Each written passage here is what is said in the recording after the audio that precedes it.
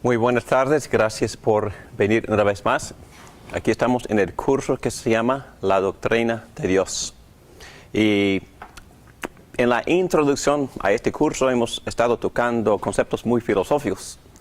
Y hablamos en la clase pasada acerca de la trascendencia de Dios, el concepto que dice que Dios es diferente, es distinto y distante. Y también la inmanencia de Dios, que dice que Dios está cerca y también que nosotros podemos tener una relación íntima y personal con Él. Pero también empezamos a hablar de las ventajas y desventajas de usar conceptos filosóficos o de usar una estructura filosófica para hablar de Dios o hablar de la teología. La Iglesia siempre lo ha hecho y me imagino que sigue haciéndolo. Pero en esta noche vamos a evaluar este fenómeno. Vamos a evaluar históricamente cómo la Iglesia ha desarrollado ciertos conceptos teológicos utilizando la filosofía griega. Y vamos a tocar algunos padres de la Iglesia, algunos teólogos que también eran expertos en combinar filosofía griega con la teología bíblica. Y ese comentario no es sin crítica. Esta clase vamos a evaluar todo este proceso. Vamos a orar, por favor. Gracias, Padre, por darnos una oportunidad más para estudiarte a ti. Te confesamos que este proyecto de estudiarte es inmenso y es a la vez increíble. Te damos gracias porque tú nos has ayudado mucho en este proceso. Gracias por revelarte.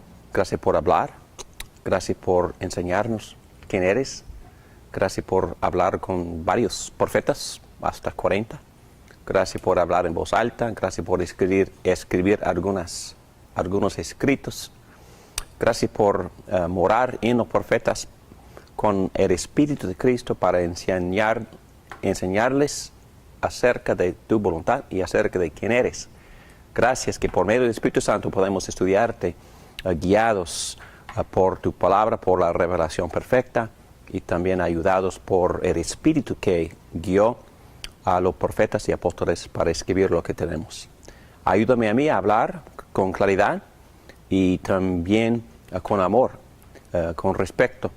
Danos una muy buena experiencia estudiando estas cosas. Te lo pido todo en el nombre de Cristo Jesús. Amén. Muy bien, aquí tienen las notas y voy a seguir más o menos estas guías. Y arriba dice, Dios habló, citando un texto en Éxodo. Dios habló. Y es una presuposición nuestra que Dios sí habla. Aquí dice el texto, Dios habló y dio a conocer todos estos mandamientos, hablando de los 10 mandamientos. Yo soy el Señor tu Dios. Yo te saqué de Egipto, del país donde eras esclavo. En otras palabras, Dios se reveló como Redentor antes de darnos su ley. Entonces lo obedecemos porque nos salvó. Por gratitud lo obedecemos. Tenemos claves, no voy a meterme mucho en esta hora porque vamos a tocar estos términos en la clase: analogía de ser, teísmo clásico, ontología, y estos términos que tienen que ver con argumentos clásicos, y vamos a examinar cada argumento que la Iglesia usó, que, ¿cómo se llama?, Tomás Aquino desarrolló para defender la fe cristiana históricamente, alrededor de 1000 años antes, perdón, 1000 años después de la vida de Cristo aquí en la tierra. Muy bien, la pregunta a la cual vamos a dirigir en esta clase: ¿por qué revisar de nuevo la teología natural? Evidencias en la creación que indican la existencia. ¿Qué valor tiene la revelación natural? Todos los teólogos, para que ustedes sepan, dividen la revelación de Dios en dos categorías. ¿Ustedes saben las que son las categorías?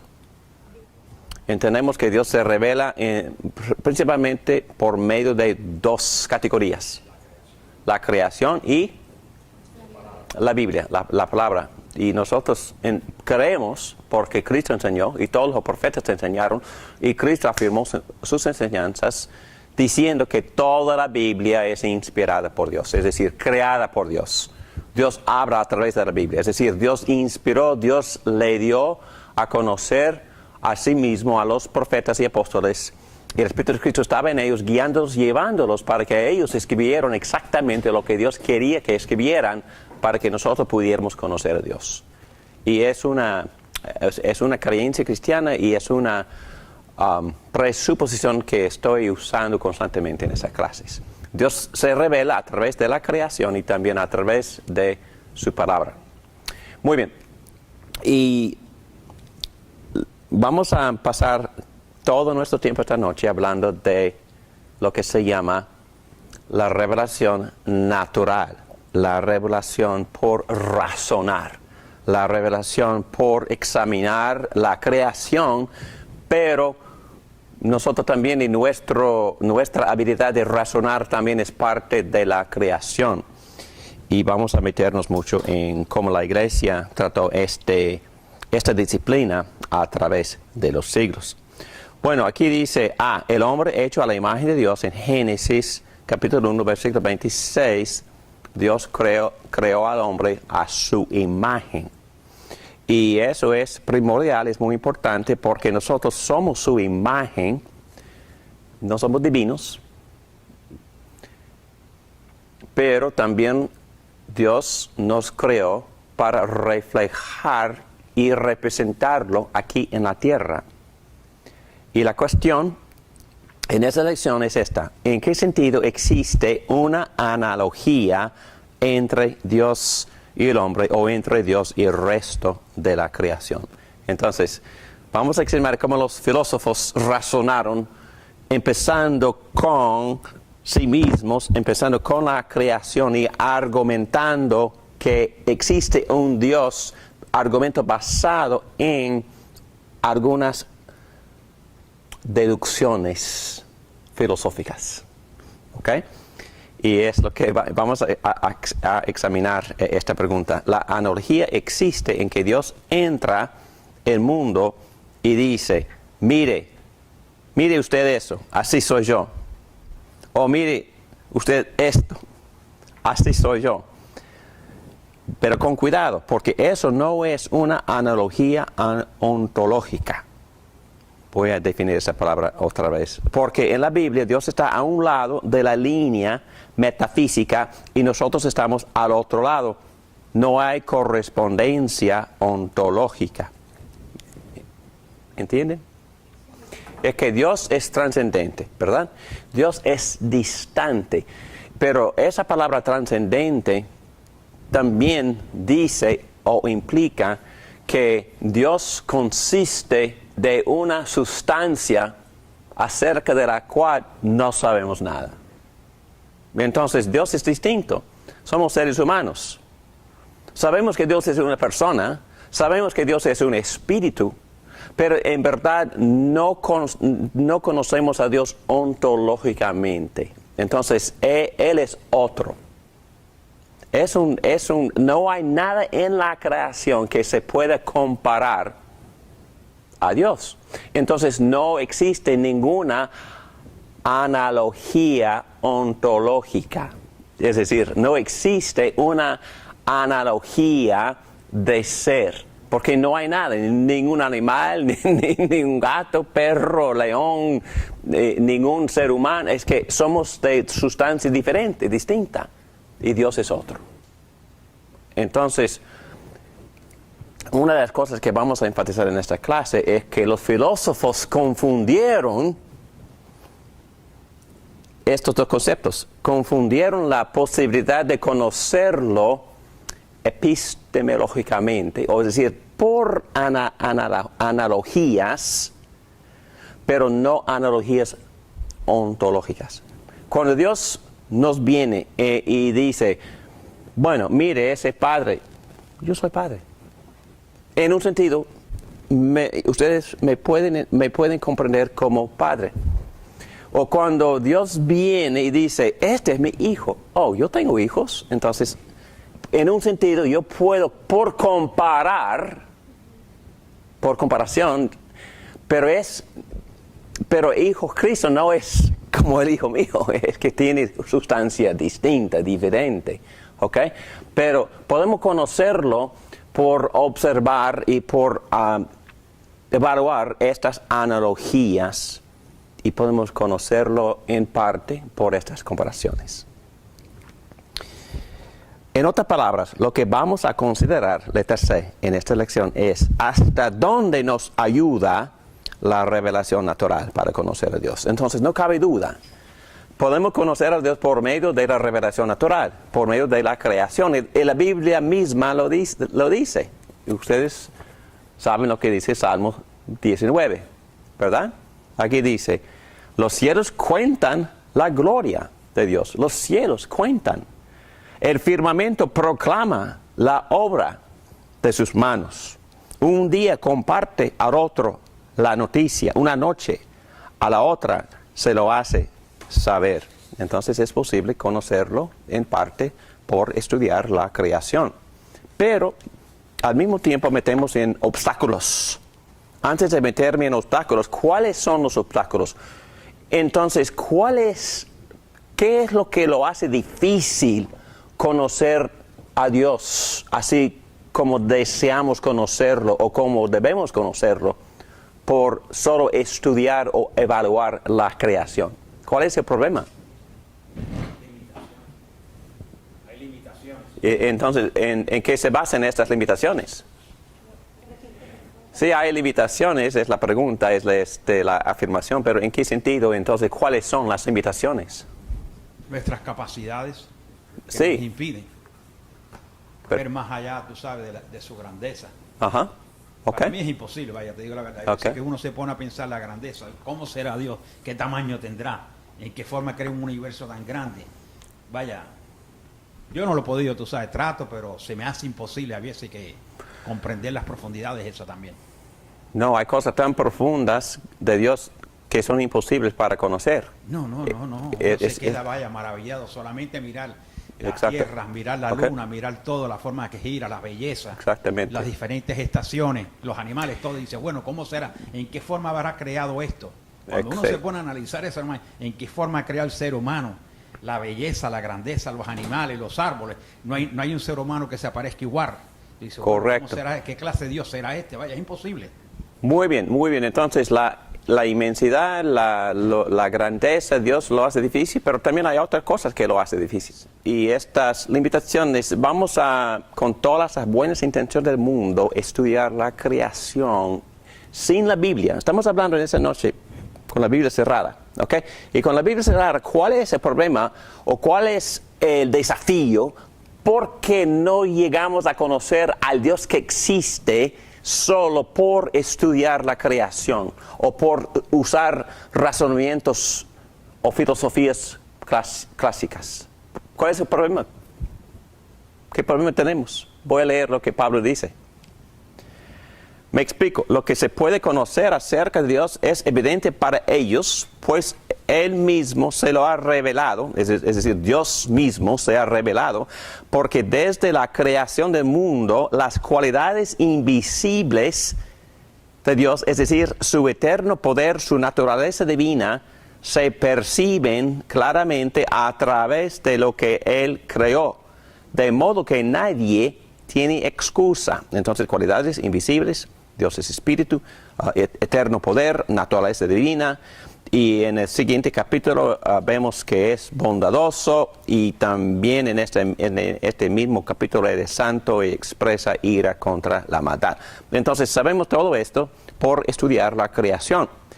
Pero la segunda pregunta en página 18 es ¿cuáles son los límites o insuficiencias de la revelación natural? ¿Y por qué existen estos límites? Bueno, versículo 18 dice, ciertamente la ira de Dios viene revelándose desde el cielo contra toda impiedad e injusticia de los seres humanos que con su maldad obstruyen la verdad. Entonces, hay un problema en nosotros, se llama pecado. Y bíblicamente hablando, el pecado ha afectado nuestra habilidad para poder razonar bien. Quizás no quieren admitirlo, pero es que no somos tan inteligentes como pensamos que éramos. Y no pensamos tan lógicamente como nos gustaría. Y hay muchos textos que enseñan esto. Y esta palabra en sí, obstruyen, también se puede traducir reprimen. Pues también yo examiné varias versiones, varias traducciones de esta palabra. Detienen la verdad, o retienen, oprimen, reprimen, restringen, es otra traducción. Entonces, nosotros resistimos la revelación natural. Resistimos las verdades que Dios está gritando, nos está gritando del cielo y nos está gritando de la creación. ¿Por qué resistimos?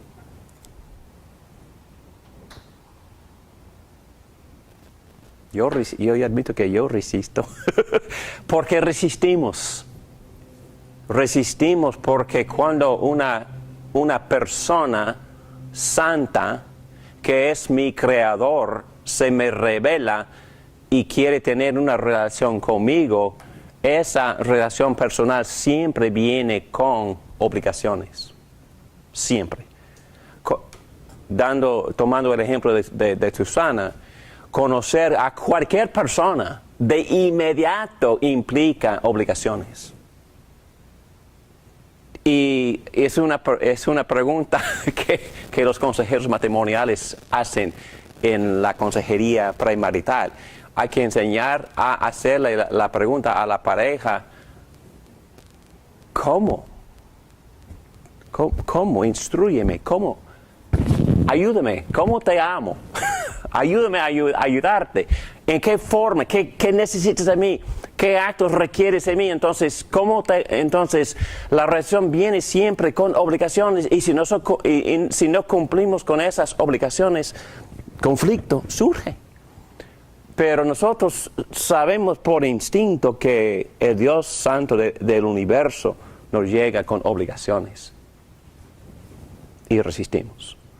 Y yo digo, no es parte de mi clase esta noche, pero yo digo que obviamente si estoy viviendo en inmoralidad y alguien se acerca a mí con una revelación o con un mensaje de un Dios que aborrece la inmoralidad, yo voy a hacer todo lo posible para redefinir todo lo que esta persona me está diciendo. Voy a también crear en mi propia imaginación otro Dios, ¿verdad? Que no me requiera tanto o nada. Estoy hablando de la regla de nuestra cultura. Estamos inventando dioses que no nos requieran nada. Y si en verdad lo que se llama panteísmo es la verdad y que la única divinidad existe como parte de lo creado y yo soy parte de esa divinidad, entonces no tengo que dar cuentas a nadie, menos a mí. ¿Qué Dios, verdad?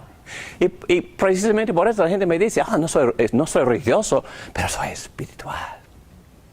Sí, espiritual porque están en contacto con sí mismos y se dan cuentas a sí mismos. Entonces han redefinido a Dios por completo. Y Pablo dice que cuando Dios grita del cielo, cuando Dios nos grita de la creación diciéndonos que soy santo, que soy todopoderoso, que soy eterno y que yo tengo ciertas obligaciones. Y la conciencia tuya te enseña esto todos los días. Y si no tengo remedio, yo voy a buscar la forma en que yo pueda escaparme de ese Dios. Voy a redefinirlo. No, es decir, voy a hacer exactamente, voy a obstruir la verdad que me está golpeando en la cara. Ese es el problema que tenemos. Y hay muchos textos que lo dicen. Aquí abajo dice que cuando nosotros sustituimos lo creado por el Creador, versículo 21, a pesar de haber conocido a Dios, no lo glorificaron como a Dios, ni le dieron gracias, sino que se extraviaron en sus inútiles razonamientos y se les oscureció su insensato corazón. Aquí abajo dice, además como estimaron que no valía la pena tomar en cuenta el conocimiento de Dios, Él a su vez los entregó a la depravación mental. Fuerte, fuerte. Esa palabra depravación quiere decir que ese concepto de pecado, esa ley, ese principio de pecado que es parte de mi naturaleza, me ha afectado en todas las partes de mi ser, incluye mi mente. Entonces, lamentablemente mi mente no funciona con claridad y es por la contaminación del pecado. Ok, muy bien, esas cosas son muy negativas, pero bueno, vamos a llegar a cosas más positivas. Y estamos hablando estamos evaluando este proceso de estudiar a Dios solo por medio de la naturaleza. Número 3 dice, la ley de probabilidades sugiere que algunas de las ideas del hombre natural estarían correctas. Entonces, eso es una acertación positiva. Si estudiamos a Dios y si estudiamos la naturaleza y si estamos tratando de concluir o llegar a ciertas conclusiones correctas de las verdades de Dios, vamos a tener éxito. El apóstol Pablo dice que vamos a estar en lo correcto con un gran porcentaje de tiempo. Entonces, por la ley de probabilidades, de vez en cuando, o muy a menudo, voy a llegar a conclusiones correctas. ¿Verdad? Pues Dios es bello, Dios es hermoso, Dios es santo, Dios es todopoderoso, Dios es un espíritu. Todas esas cosas llegamos y por la ley de probabilidades, a veces estamos en lo correcto. El número 4 dice, pero la Escritura como árbitro es necesaria para tener conocimiento confiable. Y bueno, positivamente o negativamente, lo que sea, usamos los argumentos, evidencias, argumentos filosóficos, pero no identificamos a Dios con su creación, se llama panteísmo. Y también se puede revelar conocimientos verdaderos por medio de la creación, por la naturaleza, correcto. Y quizás no son pruebas, pero son pistas que apoyan nuestras presuposiciones. ¿Cuál es nuestra presuposición? Yo empecé con 2 en esta clase. Dios existe y Dios habla. ¿Ok? Y habla con claridad a través de su palabra.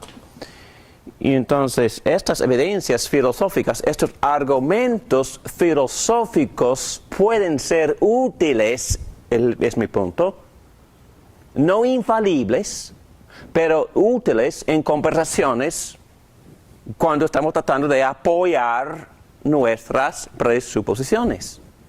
Cuando estamos tratando de apoyar mi creencia que Dios existe, está bueno usar un argumento cosmológico. No es infalible el argumento, pero me ayuda un poco y también me ayuda a abarcar la conversación con una persona escéptica.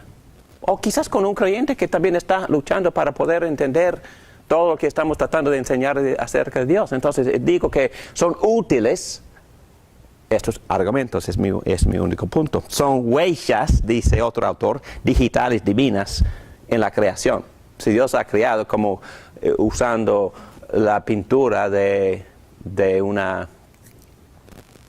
artista, obviamente esa pintura va a tener huellas del artista. Literal, no literal, pero vamos a poder conocer algo del artista solo por estudiar lo que su creación, ¿verdad?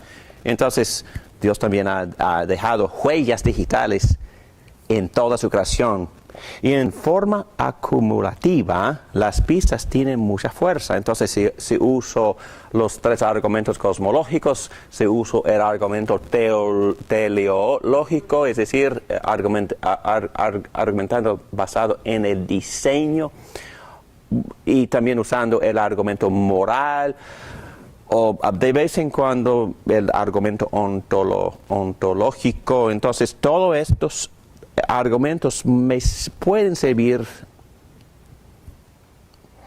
en las conversaciones acerca de Dios y ayudándonos a apoyar nuestras presuposiciones. Muy bien, preguntas. ¿Estamos más o menos bien? Solo estoy diciendo que la filosofía, los argumentos no son infalibles y a veces no pensamos bien por el pecado, pero son útiles y podemos aprender a usarlos efectivamente en nuestras conversaciones cuando estamos tratando de apoyar que Dios existe y que Dios habla. ¿Ok? Muy bien. Entonces, una introducción a las pruebas clásicas para la existencia de Dios. Y no voy a definirlas todavía, o definirlos, pero estoy evaluando todavía. Pero entienden lo que digo cuando digo argumentos clásicos. Bueno, como Aristóteles y después Tomás Aquino usaron los argumentos cosmológicos, causa y efecto. Vamos a examinar los argumentos al ratito. Pero ellos argumentaron del efecto a la causa. ¿Ok? Ustedes pueden entender esto. Muchos científicos argumentan que por las evidencias de un sistema, de un diseño, algunos argumentan de que tiene que haber un diseñador. Argumentan desde el diseño, lo complejo de la creación o del universo, los sistemas que son simbióticos, unos dependen de otros. Entonces ellos argumentan que, wow, entonces eso requiere cierta inteligencia, ¿ok? Un diseñador. Son los argumentos que los filósofos no cristianos, como Platón y Aristóteles, usaron antes de que los teólogos de la iglesia adquirieron esos argumentos y condujeron una boda, un matrimonio, y unieron esos argumentos filosóficos con ciertos argumentos teólogos y resultaron en un híbrido. Y vamos a examinar que a veces ese híbrido no es bíblico ni es filosófico, pero es un híbrido. Y este autor, voy a decir eso ahora, este profesor, Dr. Michael Williams, estamos basando estas clases sobre sus enseñanzas, y él dice que mejor empezar con la forma en que Dios se comunicó. ¿Qué quiere decir él? Mejor tratar de hablar de Dios así como Dios se reveló. ¿Qué quiere decir? A través de la Biblia. Y dijo en alguna parte de sus notas, bueno, si tuviéramos que llegar a ser filósofos para poder entender o conocer a Dios, entonces Dios nos hubiera revelado en términos sumamente filosóficos y Dios hubiera establecido varias instituciones filosóficas para enviar a todo el mundo para estudiar filosofía para poder conocerlo. Pero no lo hizo. ¿Qué hizo? Él habló directamente con los hombres y les habló en voz alta y les dijo, escriban esto, yo soy así, miren eso, así soy yo, escriban eso. Okay. Y después Dios dijo, bueno, el hombre no está prestándome atención. yo mismo voy a ir. Él se bajó. Y la segunda persona de la Trinidad bajó, se llama Jesucristo. Y la segunda persona de la Trinidad entró en el vientre de María, la Virgen, y nació. Nació persona divina, perfecta, santa y humana, justa en este caso, protegido y conservado con su naturaleza divina. Y esta persona también eligió a 12 y les enseñó por 3 años. Y la noche de su arresto, hablando en la última cena, Él les dijo, yo voy a ir, pero será mucho mejor, porque le voy a enviar a otro consolador, y Él va a tomar de lo mío y va a hacerles a conocer. Entonces, Él va a darles muchísimo más de mí. Él nos va a enseñar de mí, no es más. Él me da a dar a ustedes. Yo voy a vivir en ustedes por medio de este Espíritu. Y este Espíritu va a enseñarles muchísimo más. Y también este Espíritu les va a decir cosas que han de venir. Y van a darles a ustedes una memoria prácticamente perfecta. ¿Por qué? Para que pudieron escribir el Nuevo Testamento. Y todo esto nos enseña Dios hablando personalmente en voz alta, Dios bajando del cielo, caminando en la tierra, enseñándoles a 12 quién soy yo. Y Él principalmente se murió por nuestros pecados y resucitó para nuestra salvación y nuestro futuro. Ascendió y está intercediendo ahora mismo a la diestra del Padre, siempre comunicándole al Padre, fíjate, me morí por ellos, aquí está mi sacrificio perfecto, intercediendo verbalmente, pero también ofreciendo ese sacrificio perfecto. Él va a venir para restaurar todas las cosas. Cristo les enseñó todo esto y nosotros sabemos todo esto y sabemos cómo es Dios porque Dios mismo vino y también enseñó mucho más acerca de sus atributos, sus características y también actuaba muchas obras salvíficas, o es decir, obras que nos salvan. Y por esto conocemos a Dios y así Dios se reveló. Entonces este autor dice que está bien jugar un poco con la filosofía y les prometo que esta es la última noche, porque vamos a ir más adelante, vamos a examinar lo que Dios ha dicho en su palabra, pero por nuestro propósito en esta noche vamos a seguir examinando estos argumentos.